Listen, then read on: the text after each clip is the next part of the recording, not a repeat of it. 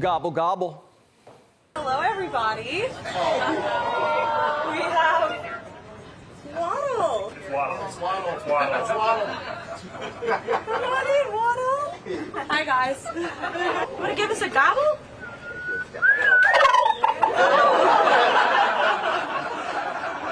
It's Turkey Pardon Day, a tradition started by JFK. The lucky turkeys this year, Gobble and Waddle. I was going to call them Chuck and Nancy. But then I realized I wouldn't be pardoning them. I would never pardon those two people. Gobble and Waddle should be thankful they weren't pardoned by AutoPen, because they'd be going to the butcher.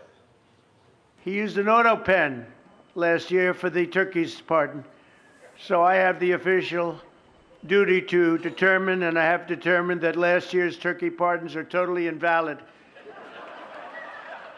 as are the pardons of about every other person that was pardoned other than, where's Hunter?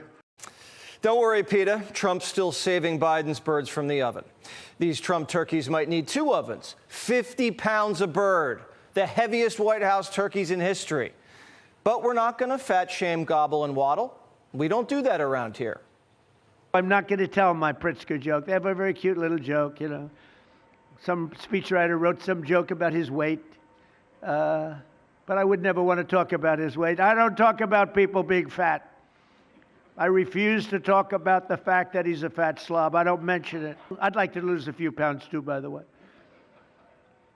And I'm not going to lose it on Thanksgiving, I can tell you that. No diets on Thanksgiving or Black Friday. The Pilgrims wouldn't want it that way. There's a lot to be thankful for this Thanksgiving. For one thing, your turkey's cheaper, and there's less death. The turkeys are still being killed. I'm talking about in Ukraine. Zelensky's reportedly agreed to Trump's peace terms. Over to you, Pooty Poot. I think we're getting very close to a deal. We'll find out. In less than 1 year, we've accomplished more than most other administrations have accomplished in 8 years. And this is a very special Thanksgiving. Pilgrims and Indians, Jews and Muslims, Trump and Mondani, Zelensky and Putin. It's got to happen. Guess who called Trump? Xi Jinping. China called America first. It's never happened before. They invited Trump to Beijing in the spring, and we invited him for a state dinner. That's why we need the big, beautiful ballroom. We might have to host it in a tent with porta potties. No bueno. This could be Maduro's last Thanksgiving. So he's doing the YMCA, which is diplomatic code for gringo, please save my life like Gobble and Waddle. He's getting his suavecito on, boogieing down to a song called No War, Yes Peace. We just slapped him with a narco-terror label and have a carrier strike group position in the Caribbean. Gunboat diplomacy is scaring Maduro straight. Trump hasn't given the order. Now he wants the dictator to hop on the phone and have a little chat. We're probably not taking out Maduro during Thanksgiving. Hegseth has 7 kids to feed. He's got to be at the table to referee the fight over leftovers. The seditious 6 are going to have an awkward dinner. These saboteurs better not drink too much because they're all being pulled in for FBI interviews. Senator Kelly could get court-martialed. I said something that was pretty simple and non-controversial, and that was that members of the military should follow the law.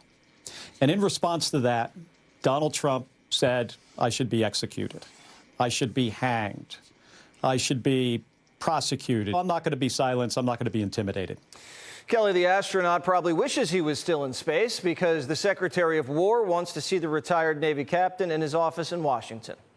Kelly claims he's not a traitor and showed off his decorations, saying, I've given too much to this country to be silenced by bullies who care more about their own power than protecting the Constitution.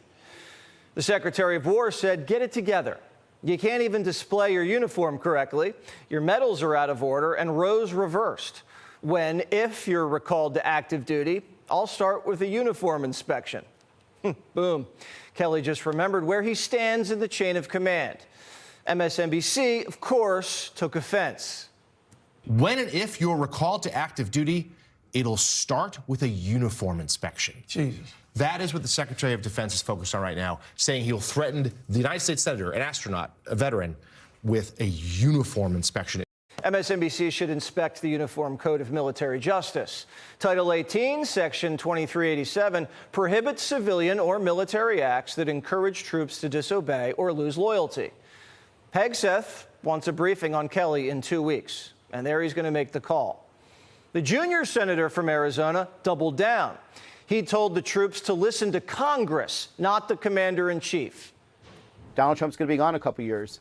And if you're part of the military that is going after sitting senators, sitting members of Congress, and part of, the weaponization of government, there will be consequences, without a doubt. Consequences? They went from coercing soldiers to threatening them. They're losing it. I'm having a bad hair day, so this is going to be a really short video. Pete Hegseth. You, Pete Hegseth.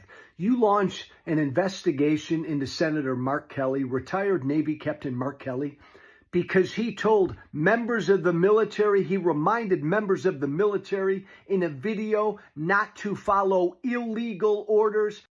They're saying F you to the Secretary of War? We never said F you to Austin when he fired soldiers for not getting vaxxed. This was a dirty intel ploy to trigger a military rebellion.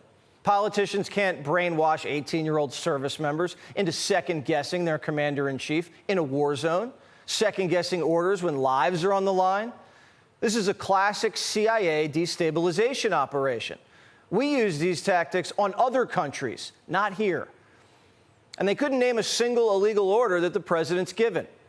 They're just creating confusion in the ranks. A script went out. Why were you not part of this video? Yeah, actually, so I was part of the first video. The second video is by the time the script got to me and it was in the middle of a lot was going on, I just didn't have time to actually record it. So that senator was a former Marine. They recruited him to do the video. This was well organized. I wouldn't be shocked if Brennan was behind it. It's the same play as the Russia hoax. They don't care if it hurts the country as long as it hurts Trump. Nothing's working, so they're just trying to slow him down.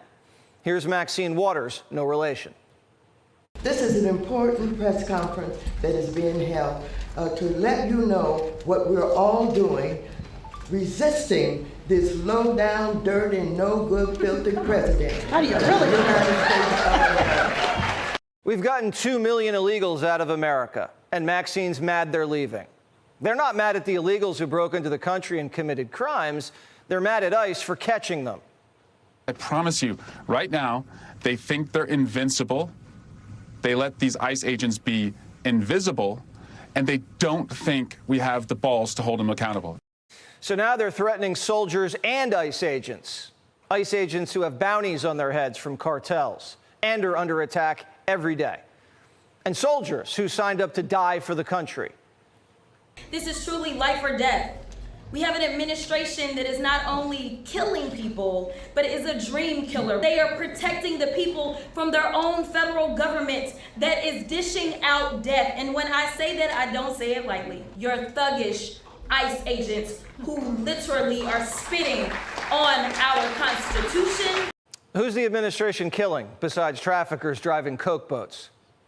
We haven't killed any Americans, and we haven't killed the American dream. That was Bidenomics.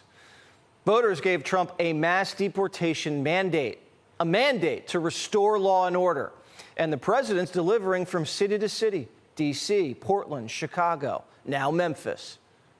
Since President Trump ordered federal law enforcement officers to search Memphis, 121 children have been located and returned to safety. More than 3,100 arrests have been made, including 327 known gang members. ICE is arresting pedophiles, murderers, rapists, and crime's gone down double digits in every city that's been swept. If anyone's life's in danger, it's ICE. As soon as we encounter someone, the community comes out and starts filming our officers, our agents, and trying to dox them. We have had several of our employees be followed home, their families targeted and harassed. It's something that we face every single day. So this Thanksgiving, we should be thankful for our soldiers, our safety, and our sovereignty. Gobble, gobble. Click here to subscribe to the Fox News YouTube page to catch our hottest interviews and most compelling analysis. You won't get it anywhere else.